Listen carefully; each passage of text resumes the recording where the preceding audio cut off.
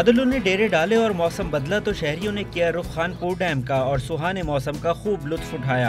کسی نے water bots پر تفریح کی تو کوئی کشتی رانی کر کے خوبصورت مناظر کو اپنی یادوں میں محفوظ کرتا رہا۔ گھڑ سواری کا موقع ملا تو بچے بھی کسی سے پیچھے نہ رہے۔ اسلام آباد سے آئے ہیں تو موسم یہاں کا بڑا زبردست ہے۔ جب ہم آئے تو ہلکی ہلکی بارش لگی ہوئی تھی، اب تو بارش نہیں ہے لیکن زبردست موسم ہے۔